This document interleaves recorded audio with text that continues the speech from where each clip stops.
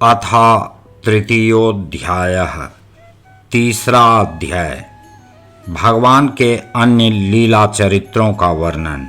उद्धव जी कहते हैं, इसके बाद श्री कृष्ण अपने माता पिता देवकी वसुदेव को सुख पहुँचाने की इच्छा से बलदेव जी के साथ मथुरा पधारे और उन्होंने शत्रु समुदाय के स्वामी कंस को ऊंचे सिंहासन से नीचे पटक कर तथा उसके प्राण लेकर उसकी लाश को बड़े जोर से पृथ्वी पर घसीटा। सांदीपनी मुनि के द्वारा एक बार उच्चारण किए हुए सांगोपांग वेद का अध्ययन करके दक्षिणा स्वरूप उनके मरे हुए पुत्र को पंचजन नामक राक्षस के पेट से अर्थात यमपुरी से लाकर दे दिया। भीष्मक नंदिनी रुक्मिणी के सौंदर्य से अथवा रुक्मी के बुलाने से जो शिशुपाल और उसके सहायक वहां आए हुए थे, उनके सिर पर पैर रखकर गांधर्व विधि के द्वारा विवाह करने के लिए अपनी नित्य संगिनी रुक्मिणी को वे वैसे ही हरण कर लाए जैसे गरुड़ अमृत कलश को ले आए थे। स्वयंवर में 7 बिना नथे हुए बैलों को नाथ कर नाग्नजीति अर्थात सत्या से विवाह किया। इस प्रकार मान भंग हो जाने पर मूर्ख राजाओं ने शस्त्र उठाकर राजकुमारी को छीनना चाहा। तब भगवान श्री कृष्ण ने स्वयं बिना घायल हुए अपने शस्त्रों से उन्हें मार डाला। भगवान विषयी पुरुषों की सी लीला करते हुए अपनी प्राण प्रिया सत्यभामा को प्रसन्न करने की इच्छा से उनके लिए स्वर्ग से कल्प वृक्ष उखाड़ लाए। उस समय इंद्र ने क्रोध से अंधे होकर अपने सैनिकों सहित उन पर आक्रमण कर दिया, क्योंकि वह निश्चय ही अपनी स्त्रियों का क्रीड़ा मृग बना हुआ है। अपने विशाल डील डौल से आकाश को भी ढक देने वाले अपने पुत्र भौमासुर को भगवान के हाथ से मरा हुआ देखकर पृथ्वी ने जब उनसे प्रार्थना की, तब उन्होंने भौमासुर के पुत्र भगदत्त को उसका बचा हुआ राज्य देकर उसके अंतःपुर में प्रवेश किया। वहाँ भौमासुर द्वारा हर कर लाई हुई बहुत सी राजकन्याएं थीं। वे दीन बंधु श्री कृष्णचंद्र को देखते ही खड़ी हो गईं और सबने महान हर्ष, लज्जा एवं प्रेम पूर्ण चितवन से तत्काल ही भगवान को पति रूप में वरण कर लिया। तब भगवान ने अपनी निजशक्ति योग माया से उन ललनाओं के अनुरूप उतने ही रूप धारण कर उन सब का अलग अलग महलों में एक ही मुहूर्त में विधिवत पानी ग्रहण किया।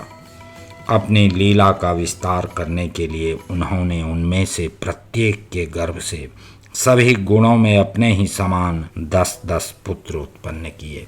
जब काल यवन, जरासंध और शाल्वादी ने अपनी सेनाओं से मथुरा और द्वारकापुरी को घेरा था, तब भगवान ने निज जनों को अपनी अलौकिक शक्ति देकर उन्हें स्वयं मरवाया था। शंबर, द्विविद, बाणासुर, मुर, बल्वल तथा दंतवक्त्र आदि अन्य योद्धाओं में से भी किसी को उन्होंने स्वयं मारा था और किसी को दूसरों से मरवाया। इसके बाद उन्होंने आपके भाई धृतराष्ट्र और पांडु के पुत्रों का पक्ष लेकर आए हुए राजाओं का भी संहार किया, जिनके सेना सहित कुरुक्षेत्र में पहुंचने पर पृथ्वी डगमगाने लगी थी।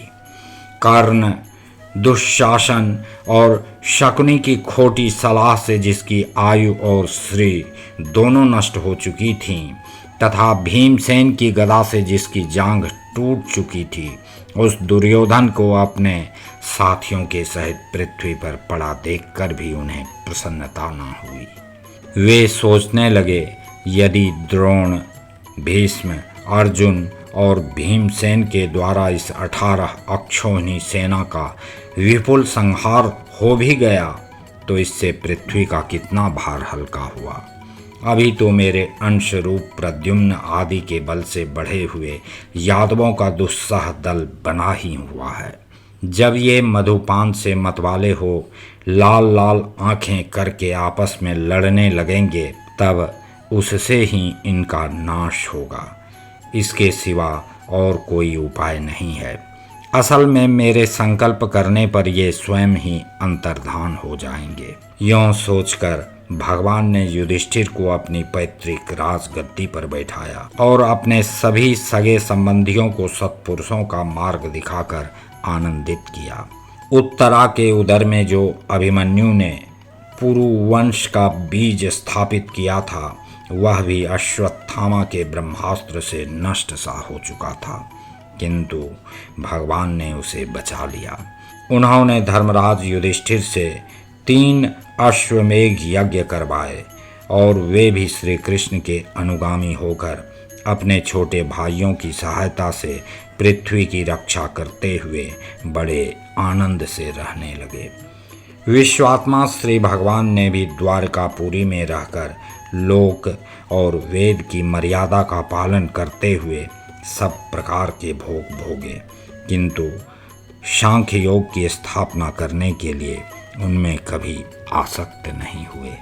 मधुर मुस्कान, स्नेहमयी चितवन, सुधामयी वाणी, निर्मल चरित्र तथा समस्त शोभा और सुंदरता के निवास अपने श्री विग्रह से लोक परलोक और विशेषतया यादवों को आनंदित किया तथा रात्रि में अपनी प्रियाओं के साथ क्षणिक अनुराग युक्त होकर समयोचित विहार किया और इस प्रकार उन्हें भी सुख दिया।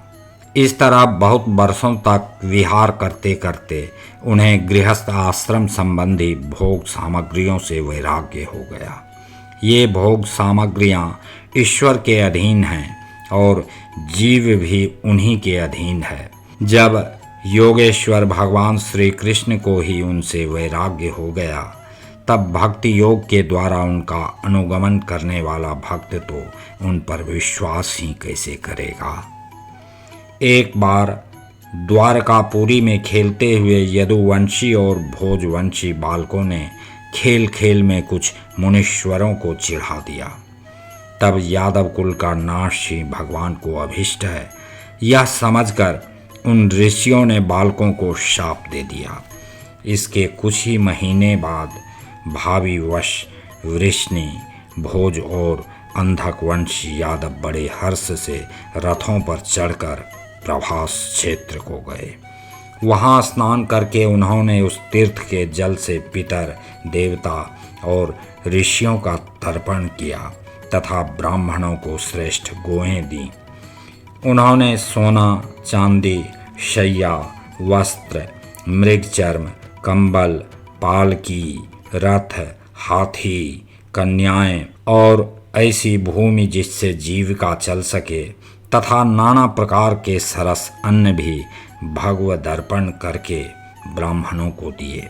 इसके पश्चात गौ और ब्राह्मणों के लिए ही प्राण धारण करने वाले उन वीरों ने पृथ्वी पर सिर टेक कर उन्हें प्रणाम किया।